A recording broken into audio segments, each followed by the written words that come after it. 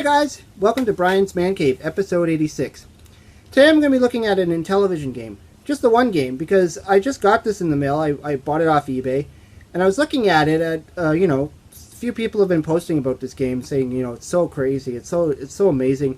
The graphics are awesome and all that stuff. And I remember I looked into this before, and I know it was a little bit more expensive, so I kind of put it on hold, thinking, maybe I won't get it. I've already done, a long time ago, I actually did one on this game, which is one of my favorite ones, and that's Dungeons and Dragons for the Intellivision. So, this was just like a classic. It's not overly expensive. It's not hard to get your hands on. A lot of people have it, but it's a really good game for the Intellivision. So the game that I wanted to talk about and play is Thunder Castle. Now, just looking at the graphics on the back, it just looks so impressive. And, luckily this one that I bought actually came with the manual. The first thing you notice, this one came out, I think, a little bit later on. I think, it's 82 on the back here. When did this guy come out?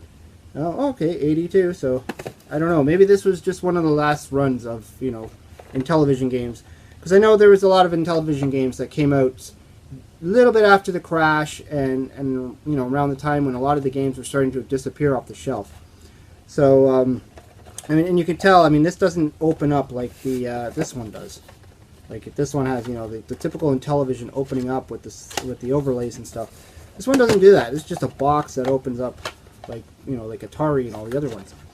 So right away you can see it's different. The other thing I noticed that's different is the manual. This looks like, a photocopy. It looks like those instructions you get when you have to put together your IKEA furniture or something. It's black and white. There's nothing pretty about it. If I compare it to, say, like the Dungeons and Dragons manual, they got color in there. It's glossy. It opens up nicely. It's got, big pictures and lots of great stuff in there to look at. This one, unfortunately, doesn't have much to look at. It's got screenshots, but it looks very rough. It looks like it was done on the cheap, which is probably what the issue was. They had to start making them on the cheap. Even the label, it's just the white printed label that just says Thunder Castle. They don't even have any color on them anymore. But that's fine if that's the time it came out. If they had to start cutting back, but the one thing they didn't cut back on is the quality of the game. The gameplay is amazing, and the sound. So. Yeah, so I'm going to be playing it and seeing how well I could do, because I know this is quite a, difficult game. Anyways, let me put it into the Intellivision and see what happens.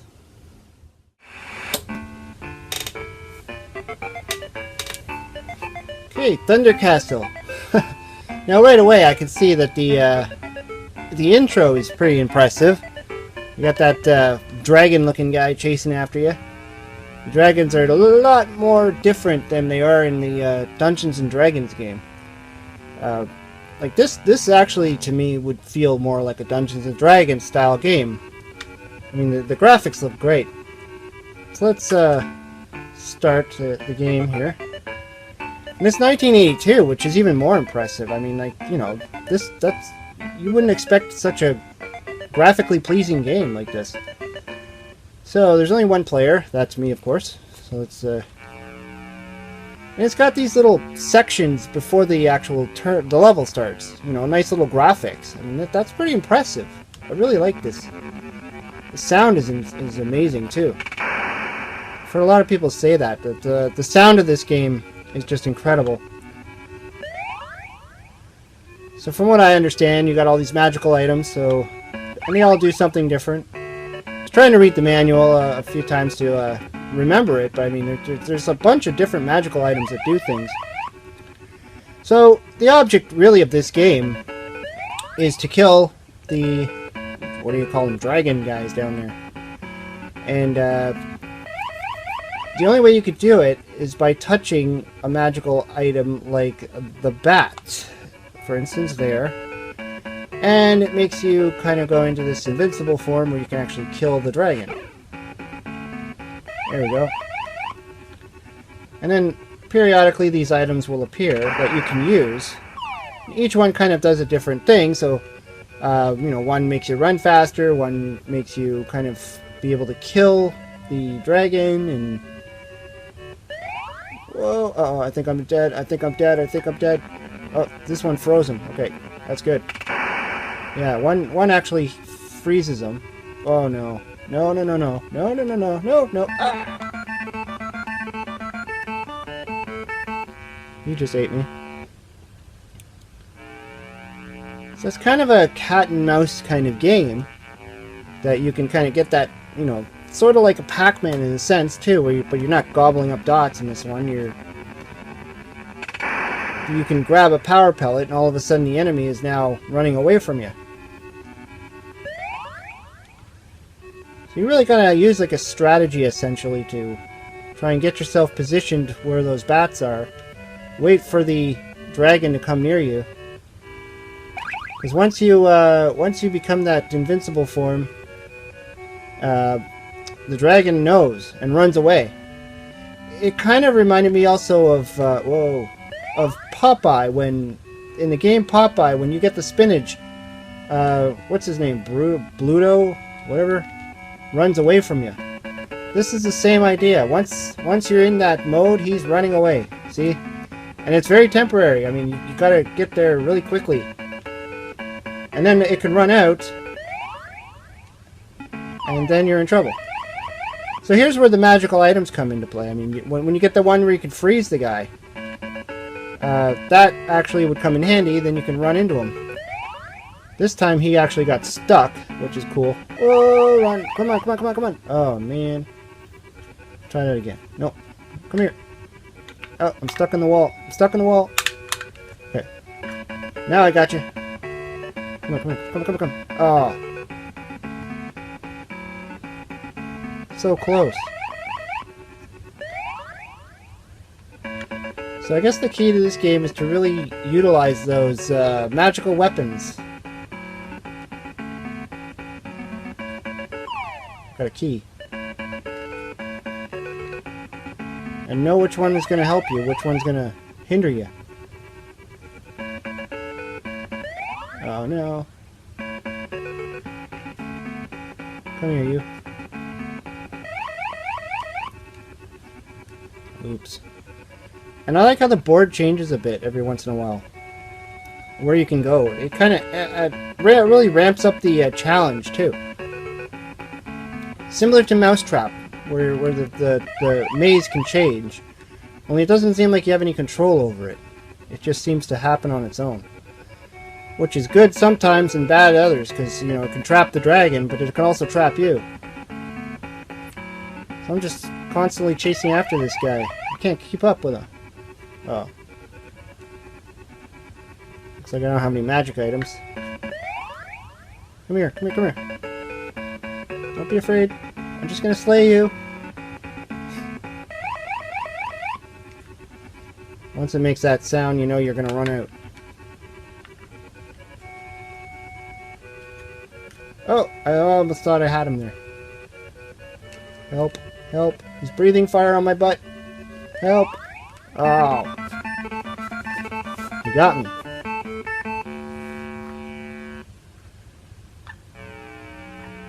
Thunder Castle.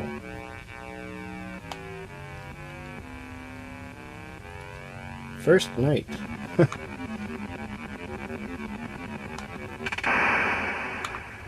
Okay, let's give this a shot again. Come on, bats. At least in this game, the bats actually do something useful. In most games, the bats are just a hindrance. Kind of like in Dungeons and Dragons on the Intellivision. The bats are just there to dull the sound effects so you can't hear the dragons coming. In this one, they actually do something. In Adventure on the Atari, the bats are really annoying. They take your stuff away. So you might need a key or something and the bat will come and take it away. And then they could drop it in some area you can't even get to. Even more frustrating. There's a chalice. Let's get the chalice. I think that chalice actually makes me invincible.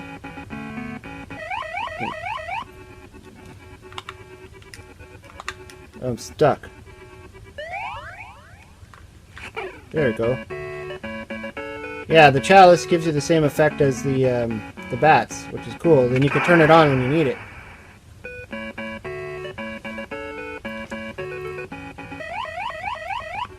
Now I got to get the red dragon. So once you slay all the dragons on the first level, I think it's 3. Then you go to the second level, which is wizards, I believe you have to kill. Excuse me.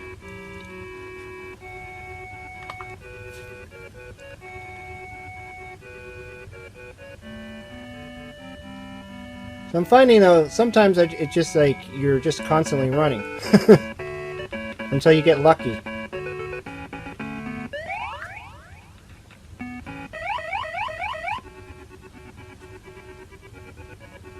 Whoa, whoa, whoa, whoa. Okay. This isn't good. This isn't good at all. Where's the bat? I need a bat. I need a bat. I need a bat. Ah, I just missed him.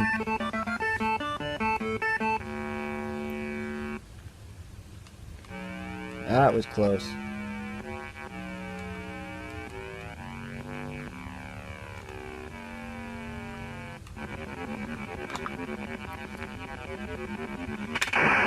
The other thing about this game is it only uses the fire buttons, the side buttons. It doesn't use the keypad for very much, if anything at all.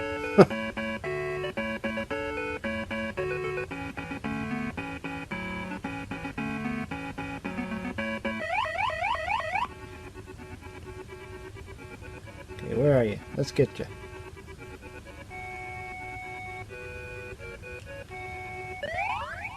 I think that's a ring down there.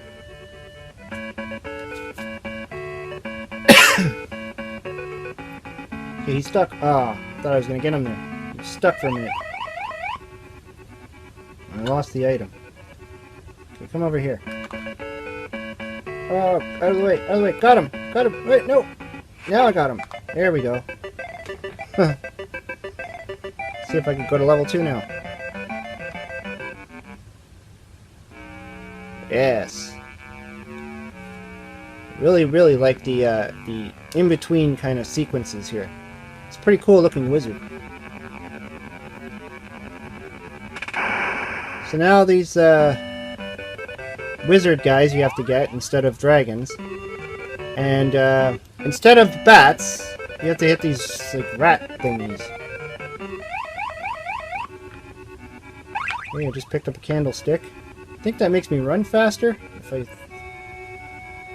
Let's try it out.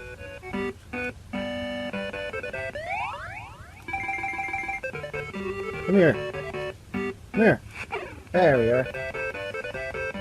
These wizard guys kind of look like Lord of the Rings or Harry Potter style wizards.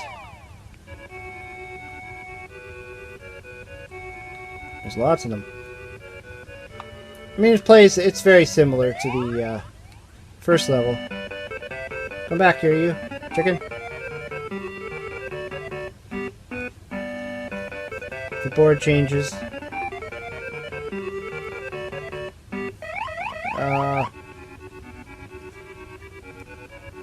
Come back here. Oh, there's a cross. I get that. I wonder if that keeps them at bay. Like I said, I read the rule book, but it's hard to remember everything that, you know, after you play this game for a while. Maybe you can remember it.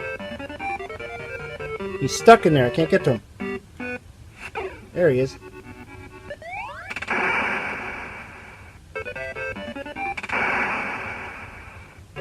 How many of these wizards do I have to kill? Come here. Oh, got away.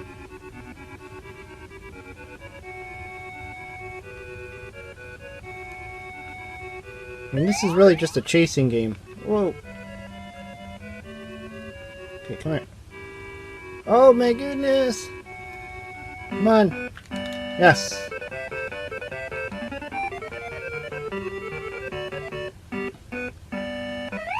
My real problem is you seem to run a lot slower than they do.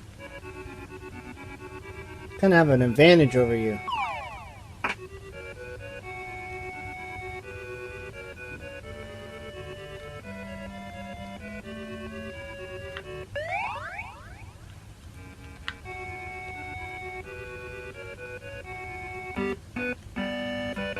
on. I'm just going to slash you. Oh.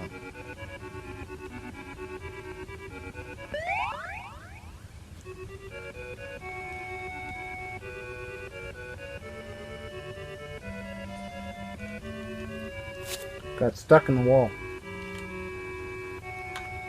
I need a mouse. Rat, whatever that is. Come back. Right.